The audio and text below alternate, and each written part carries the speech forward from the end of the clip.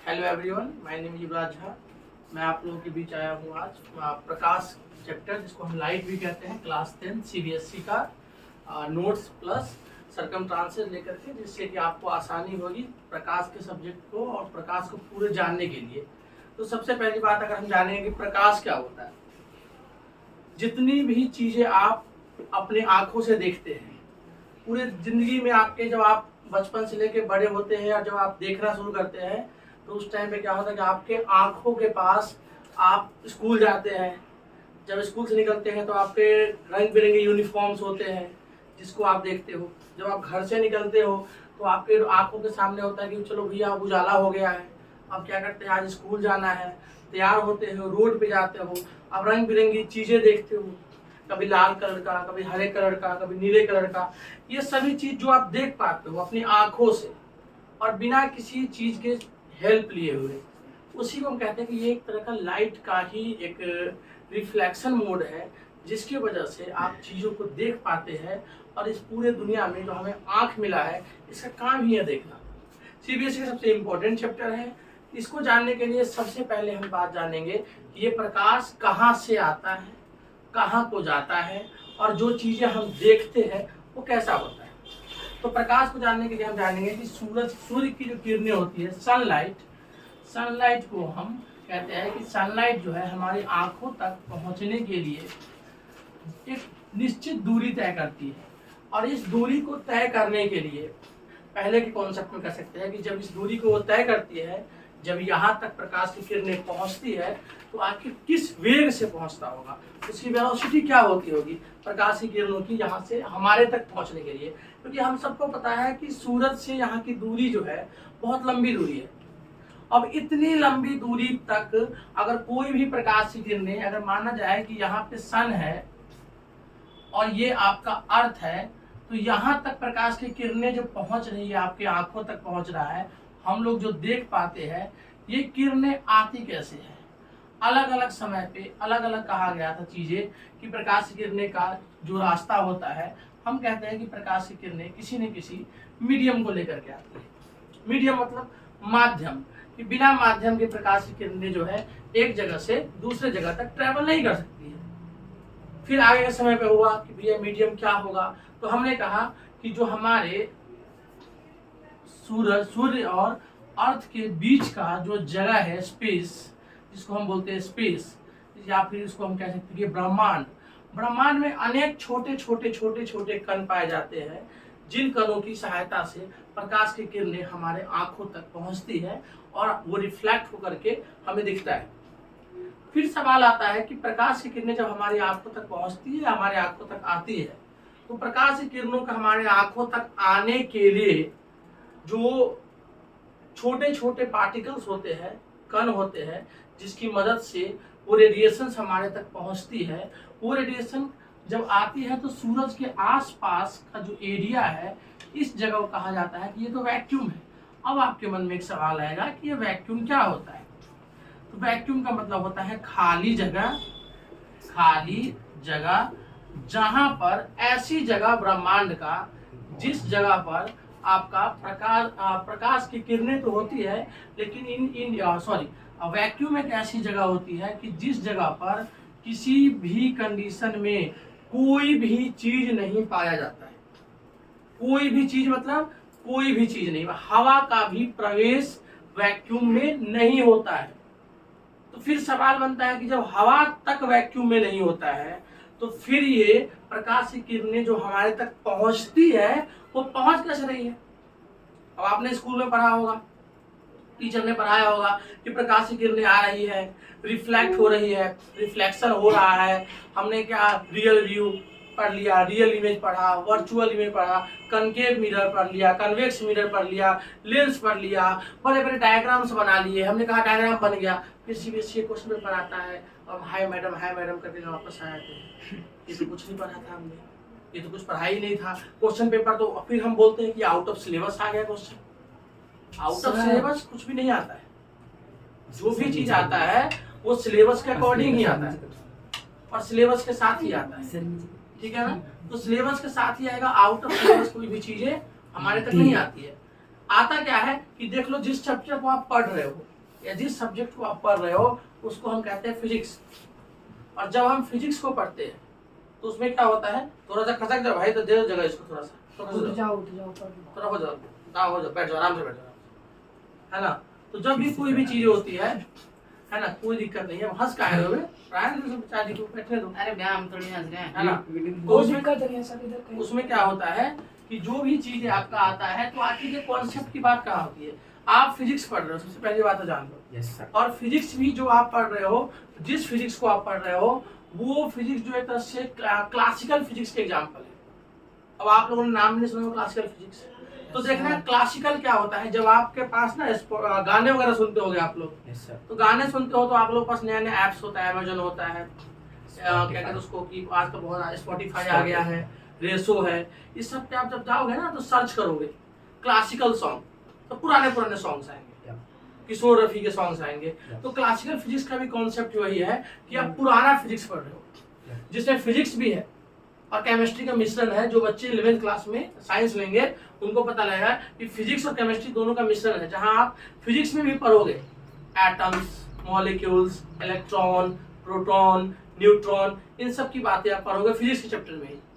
और ये सारी चीजें अभी तक चलती आ रही है। तो जब हमने स्टार्टिंग में देखा कि प्रकाश की किरणें आई गई, रिफ्लेक्शन हुआ, हमारे तक पहुंचा, लेकिन ये आई कैसे, सबसे मेजर कॉन्सेप्ट होता है, सबसे मेजर बात कि प्रकाश की किरणें हमारे तक पहुंची कैसे। सबने दिया, इवन रदरफोर्ड का आप लोगों ने नाम सुना हुआ 9th क्लास में, रदरफोर्ड ने भी एक्सपेरिमेंट किया। उसका एक्सपेरिमेंट तक में भी था कि उसने कहा था कि यह जो इलेक्ट्रॉन होता है वो चक्कर लगाता है, थॉमसन ने भी। और इलेक्ट्रॉन चक्कर लगाते लगाते लगाते लगाते क्या होता है, वो अपनी एनर्जी को लॉस करता है, और एनर्जी लॉस करने के बाद वो जाकर अपने ऑर्बिट में गिर जाता है। जैसे ऑर्बिट में गिर गया इलेक्ट्रॉन, तो इलेक्ट्रॉन और प्रोटॉन एक जगह इकट्ठा हो गया। और जब इलेक्ट्रॉन और प्रोटॉन एक जगह इकट्ठा हो गया तो दोनों के बीच में कोई रिलेशन रहा नहीं, एटम ही खत्म हो गया, न्यूक्लियर ही खत्म हो गया। और जब न्यूक्लियस ही खत्म हो गया तो फिर प्रकाश का कॉन्सेप्ट ही नहीं बचता है। तब जाकर के इक्वेशन आता है जिसको कहते हैं Maxwell equation of electromagnetic induction या Maxwell equation of electromagnetic radiation.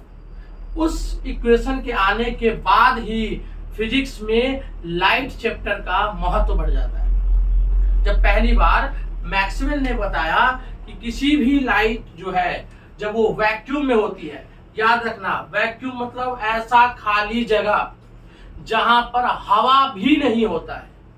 अब जहां पे हवा ही नहीं है वहां कुछ भी नहीं है। सुनता होगा लोग कहते हैं कि इसकी सब बात तो हवा हवाई है, लेकिन यहाँ तो बात में हवा और हवाई दोनों नहीं है, मतलब ना हवा भी नहीं है। तो याद रख लेना कि ऐसा जगह, कह सकते हैं स्पेस जो है वैक्यूम, ऐसा जगह जहां हवा भी प्रवेश नहीं कर सकती है उसको बोलते हैं वैक्यूम। तो सूरज के आसपास का इलाका तो वैक्यूम का है। अब वैक्यूम के इलाके में तो कुछ और चीज तो है नहीं। दूसरी बात, जिस तरह से तुम लोगों में से किसी के पास साइकिल होगा, या तुम लोग घर पे सुबह उठते होगे, स्कूल से आते होगे, मम्मी बोलती है कि जाओ बेटा गेहूं पिसा के ले आओ। अब तुम गेहूं पिसाने निकलते हो साइकिल से, तो साइकिल के लिए तुम निकलते हो, तुम्हारे साइकिल में होता है कैरियर पीछे बना हुआ।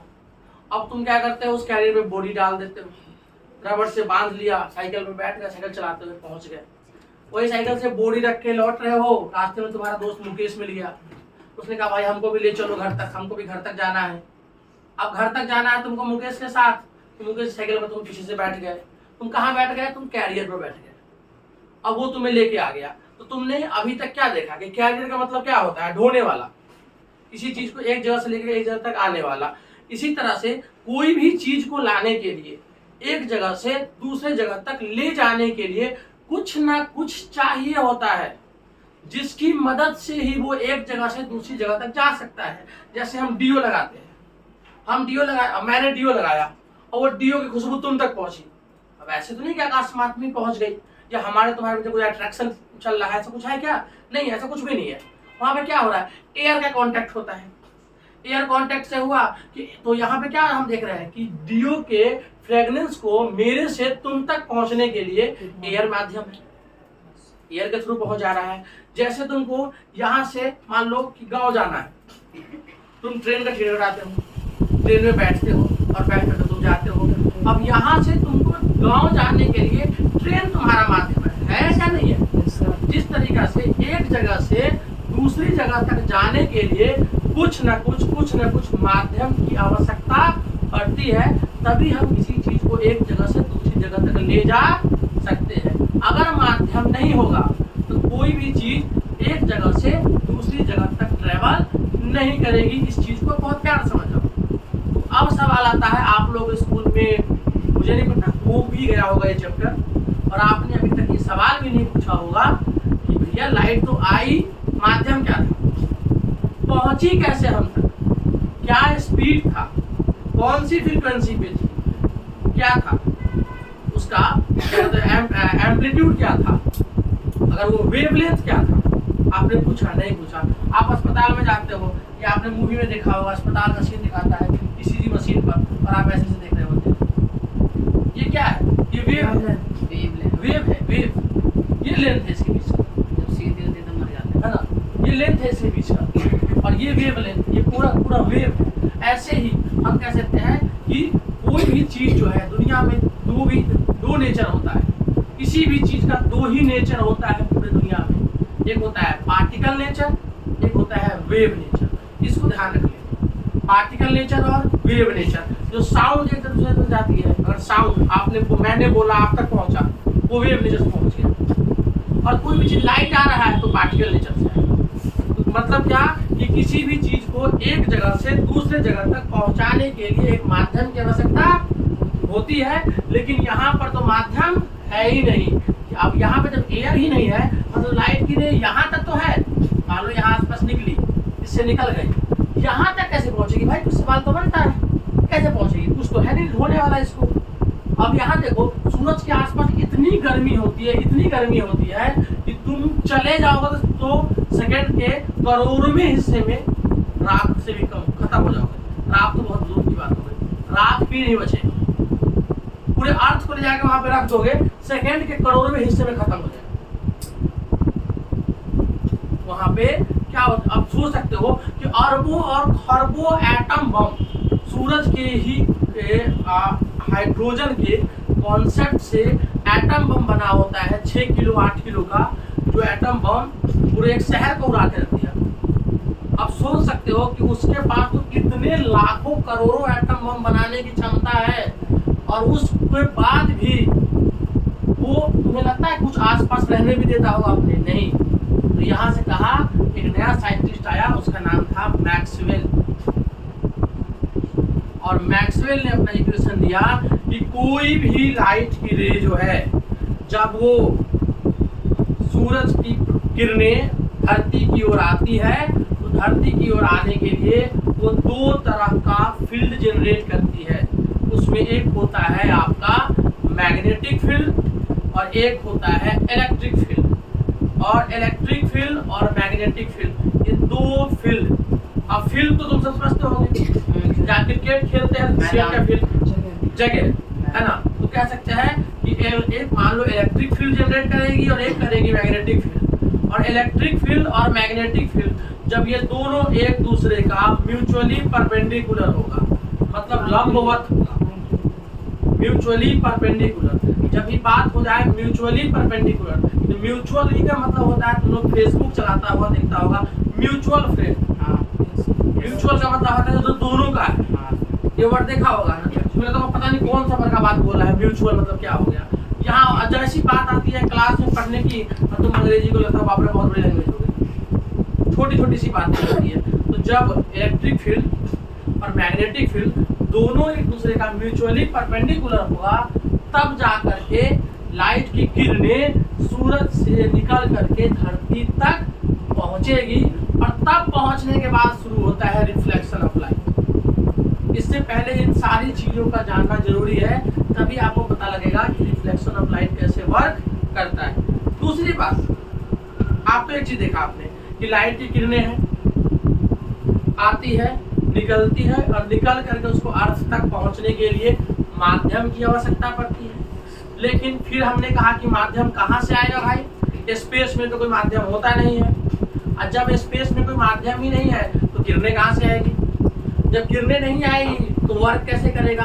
अब इस दोनों चीजों में अगर हम देखा जाए कि वर्क कैसे करेगा, तो हमने कहा कि सूरज के आसपास वैक्यूम है। हमने देखा भी कि सूरज के आसपास क्या है? वैक्यूम है ना। अब किरणें जब आ रही है तो वैक्यूम में आप बताना जरा पुरुषोत्तम, वैक्यूम में प्रकाश की किरणें चलती है? नहीं सर। नहीं पता? किस किस बच्चे को पता है वैक्यूम में प्रकाश की किरणें चलती है? जल्दी हाथ खड़े करना। नहीं चलती। क्यों नहीं चलती है?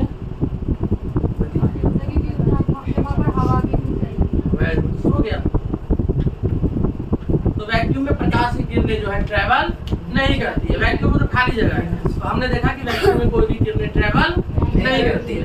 दूसरी बात जो हमने सबसे खास देखा, उसमें क्योंकि माध्यम नहीं होता। हाँ, माध्यम ही नहीं होता है। जब माध्यम ही नहीं है तो किरणें कहाँ ट्रेवल करेगी? तो फिर हमने कहा कि प्रकाश की किरणें चलेगी तो मैक्सवेल का इक्वेशन आया, जिसके द्वारा ही हमने डिसाइड किया कि किरणों का ट्रांसफॉर्मेशन होगा। ठीक है ना। तो किरणों का ट्रांसफॉर्मेशन होगा तो कैसे होगा? तो फिर हमने देखा कि उसके लिए चाहिए इलेक्ट्रिक और मैग्नेटिक दोनों फील्ड चाहिए। इलेक्ट्रिक और मैग्नेटिक दोनों फील्ड चाहिए। और अब इलेक्ट्रिक और मैग्नेटिक फील्ड कैसा होना चाहिए? एक दूसरे के पास लंबवत होना चाहिए, परपेंडिकुलर होना चाहिए। ध्यान रहे, इलेक्ट्रिक और मैग्नेटिक फील्ड दोनों एक दूसरे क्या होना चाहिए? परपेंडिकुलर होना चाहिए। जब वो दोनों एक दूसरे का परपेंडिकुलर होगा तभी प्रकाश की किरणें जो है हमारा सीधे सूरज से होकर के अर्थ तक पहुंचेगी। तीसरी बात कि प्रकाश की किरणें जब यहाँ से यहाँ तक आती है तो क्या स्पीड होता है इस किरण का? तो इसका स्पीड होता है 3 × 10⁸ मीटर पर सेकेंड। ध्यान रखेंगे स्टूडेंट। प्रकाश की किरणों का जो हमारा वेलोसिटी होता है वो होता है 3 × 10⁸ मीटर पर सेकेंड। अब यहाँ से हम जो है रिफ्लेक्शन ऑफ लाइट को करेंगे।